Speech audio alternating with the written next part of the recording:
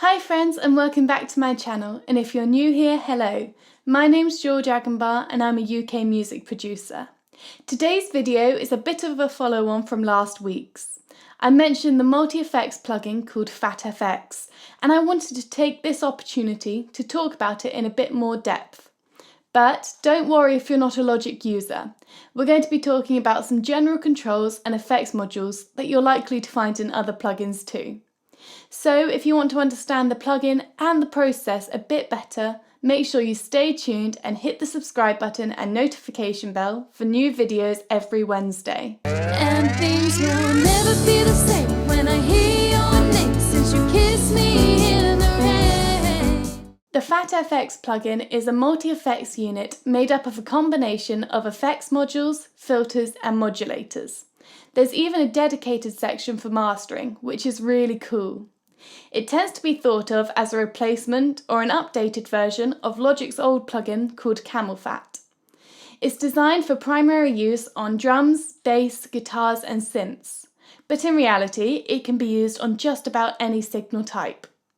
So today we're going to be focusing on the 5 key areas of the plugin, and this is the 6 effects modules, the XY pad, the 3 modulation sources, the mastering section, and the effects order strip. You may think that Phat FX looks quite daunting, and that's because there are so many different sections and dials. But we're going to break it down, and as we'll find, a lot of the dials do the same thing to the effects module it's in. So the 6 effects modules that we're going to look at are the Bandpass, the filter, the Distortion, the Mod FX, the bass enhancer and the compression. So first let's have a look at the Bandpass, and this allows us to set a band of frequencies that the whole plugin is going to affect. We set the frequencies using the sliders. We can also choose the type of bandpass filter. They all do the same thing but will impart a slightly different tonal sound on your audio. The low and high res dials determine if there's a boost in frequencies around the low and high boundaries or not. And the reject mix allows you to mix back the unprocessed frequencies into the final sound. It basically controls the wet to dry signal ratio. So let's have a listen to the bandpass sound.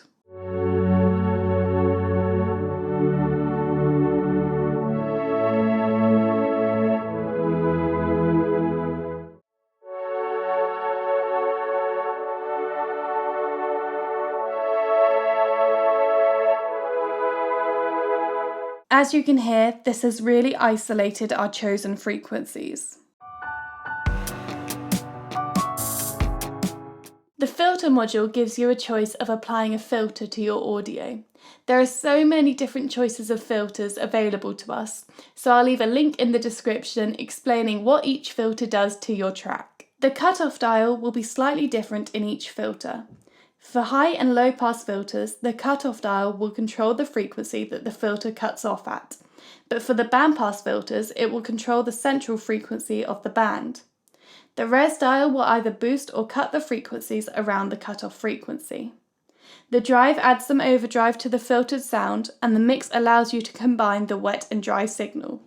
So let's listen to the signal with a filter applied.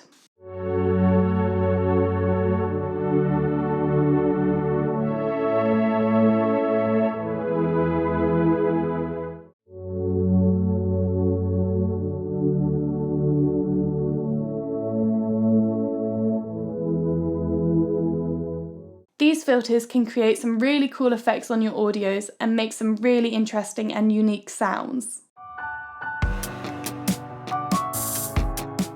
Then there is a distortion module, and this gives us a choice of combining 3 different distortion sounds or applying a single distortion sound to our audio. You simply use the pop-up menus to choose the distortion type and then set the distortion level using the dials.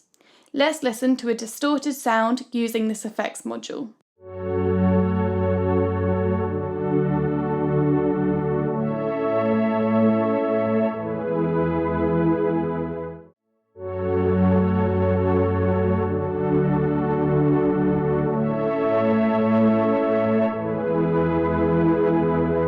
This can be used to either create a really harsh, abrasive distortion or warm, rounded sound. The Mod FX module gives us a choice of chorus-like effects. It can make your audio sound as if it's being played in an ensemble or as if the track's been doubled. It's really great at making audio sound thicker and more powerful. You choose the type in the pop-up menu. The mix dial, like in other effects modules, sets the balance between the wet and dry signal. The rate dial sets the speed of the chorus. I like to think of this as how fast the wobbles sound. Here's the Mod FX sound.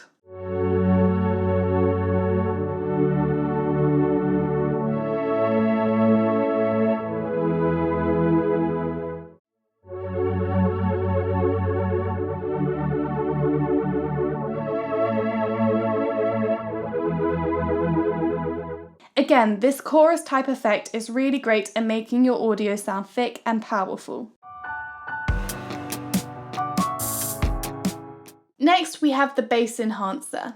This works best on bassy instruments, such as kick drums, basses, or low-playing synths. It essentially just boosts the signal around a chosen frequency. As with the other effects modules, the type of bass enhancer you use will give your audio a slightly different tonal sound. We set the chosen frequency to boost the signal around using the tune dial. The amount dial allows you to control the wet to dry signal balance. So here's the audio going through the bass enhancer.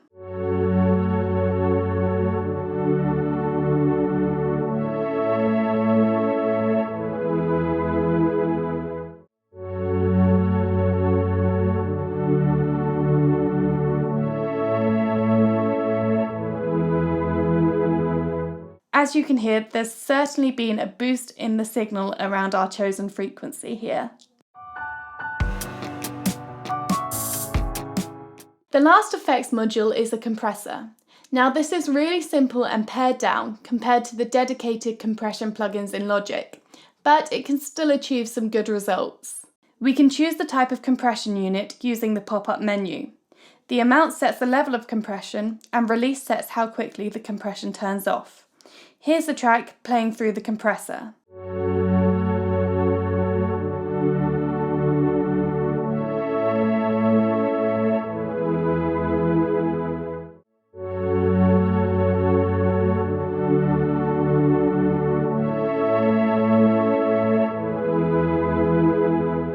It's a really nice, easy, quick and simple compression unit to use.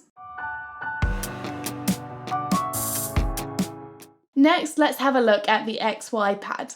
This allows you to control 4 different effects modules at once. So you choose which effect module you want to control in the pop-up menu. The depth percentage determines the maximum amount of effect that can be applied to your track. The amount of effect being applied is shown by the blue lines on the dial in the effect module itself. So if you can see, as I drag the blue dot in the XY pad, you can see the blue dial on the effects module moving. The minimum amount of effect applied to your track is set by the dial in the effects module. See, as I reach the end of the XY pad, the blue dial won't go past our set value.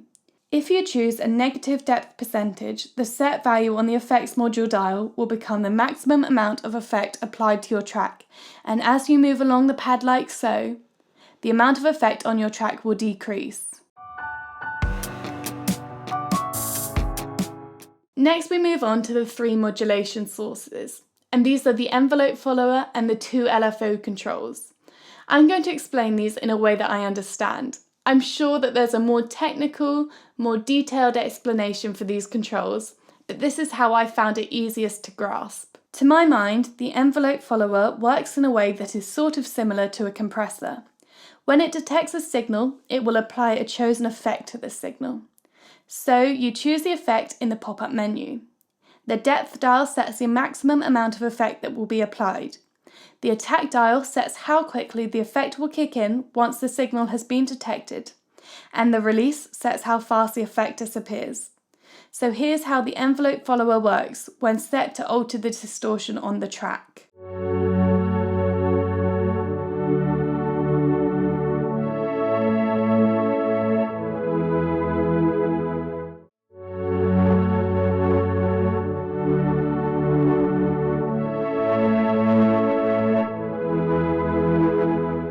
Then there are two LFOs which work in the same way.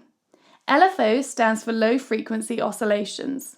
In Phat FX, they work to oscillate a chosen effect on and off. The sound of the oscillation is determined by the chosen waveform in the pop-up menu. The sine wave produces a more gradual change between the dry and affected sound than a square wave, for example. The rate then determines how quickly or how frequent these oscillations are. The depth sets the amount of effect that is oscillated. Here's how some distortion sounds going through the LFO.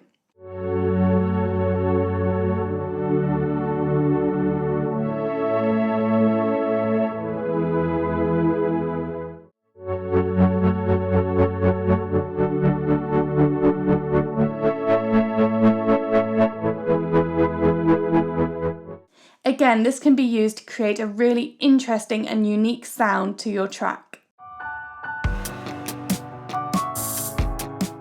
Next is the mastering section, and this allows us to master the track that the plugin is processing, which is really cool. Now, I'm not saying that this is the best way to master your mixes. There are limited features and options, but it's always good to understand this section and know how to use it in case we ever need it. In the limiting section, we have a choice of soft or hard limiting, or the choice to turn it off completely.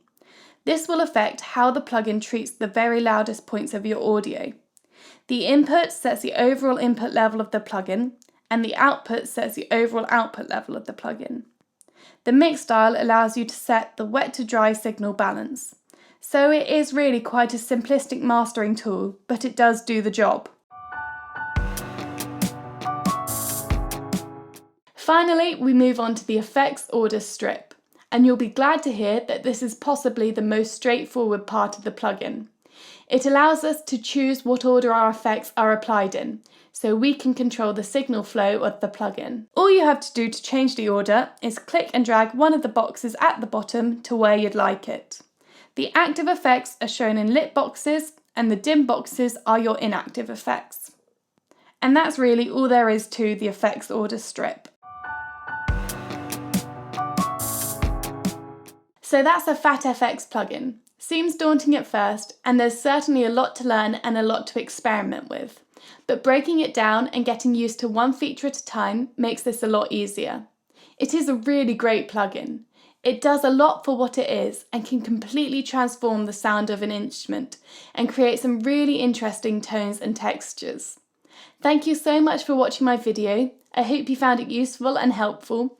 Let me know what you thought in the comments below and if there are any other videos you'd like to see in the future. Make sure you hit the subscribe button and the notification bell for new videos every Wednesday, and I will see you again soon.